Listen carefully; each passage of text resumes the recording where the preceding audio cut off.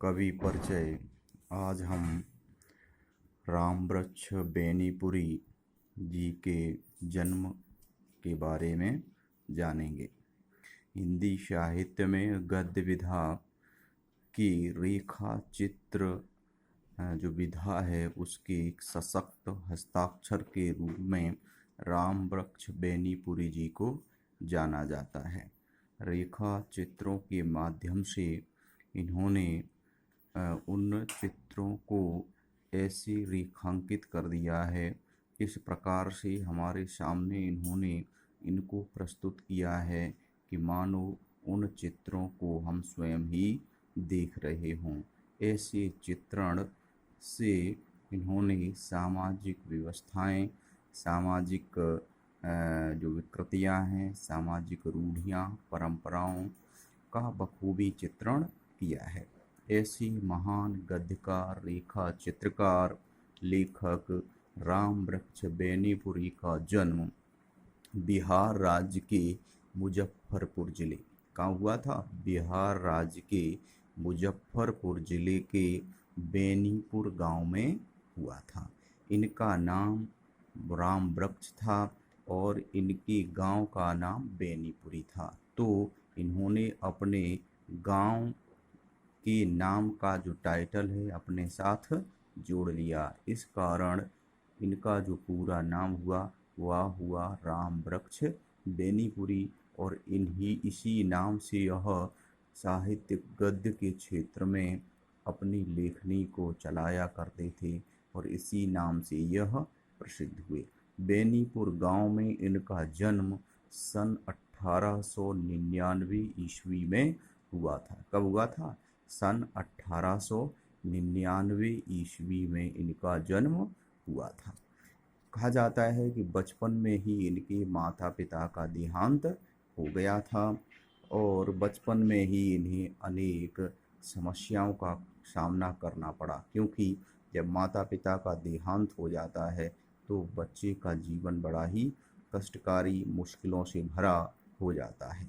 इस कारण से इनकी जो आरंभिक शिक्षा है उनमें अभावों, कठिनाइयों, समस्याओं, परेशानियों आदि का समावेश रहा है। इन समस्याओं से, संघर्षों से, कठिनाइयों से लड़ते हुए इन्होंने 10वीं तक की शिक्षा प्राप्त की। कितने तक की? 10वीं तक की शिक्षा प्राप्त की। और उस समय 1920 में जो उठने वाले जो तमाम भारतीय स्वतंत्रता आंदोलन थे, उन आंदोलनों में इन्होंने हिस्सा लिया और 1920 में जो असहयोग आंदोलन था अपने चरम पर था, तो उस आंदोलन से प्रेरित होकर उन्होंने अपनी शिक्षा को बीच में छोड़ते हुए उस आंदोलन में भाग लिया और सक्रिय रूप से सहयोग करने लगे। इस कारण से इन्हें कई बार जेल की यात्राओं का भी सामना करना पड़ा। अपनी काव्य प्रतिभा या लेखन क्षेत्र की जो प्रतिभा इनके अंदर विद्यमान थी, उसकी जो आरंभिक झलक है वो 15 वर्ष की उम्र में ही सामने आ गई थी और 15 वर्ष की उम्र में ही इन्होंने जो गद्य रचनाएं लिखी थी वह अनेक जो पत्र पत्रिकाएं, साहित्यिक पत्र पत्रिकाएं थी उस समय की, उनमें छपने लगी। बेहद इसके साथ ही ये आगे चलकर बेहद प्रतिभाशाली पत्रकार भी हुए और कई जो दैनिक या साप्ताहिक, मासिक जो पत्र पत्रिकाएं थीं उनका संपादन बखूबी उन्होंने किया, जिनमें प्रमुख थी उस समय की जो प्रसिद्ध पत्र पत्रिकाएं थीं वो हैं तरुण भारत, किसान मित्र, बालक, युवक, योगी, जनता, जनवाणी और नई धारा। यह उस समय की बहुत ही चर्चित पत्र पत्रिकाएं थीं। इनका संपादन भी इन्होंने बखूबी ढंग से अच्छे से किया।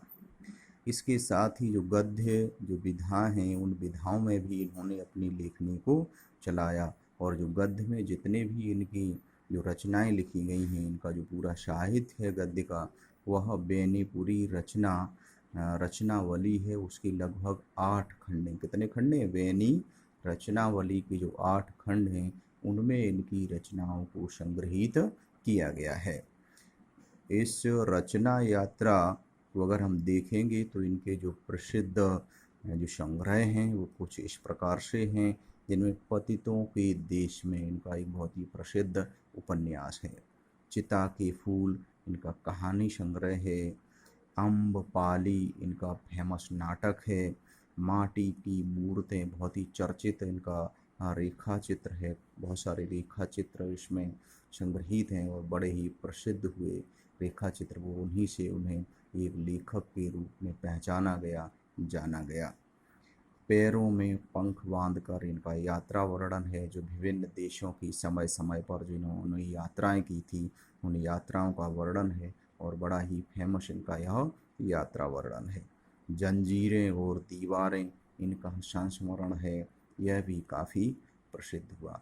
इन तमाम अनेक रचनाओं को रचते हुए, लिखते हुए, सामाजिक व्यवस्थाओं को उन रचनाओं के माध्यम से उभारते हुए, लिखते हुए, इस प्रसिद्ध जो लेखक थे, जो गद्यकार थे, उन्होंने अपनी उस आभा, उस कीर्ति, उस चमकते सूर्य को अपने आप में समेटना शुरू किया और सन 1968 में इनका देहावसान हमारे बीच से हो गया।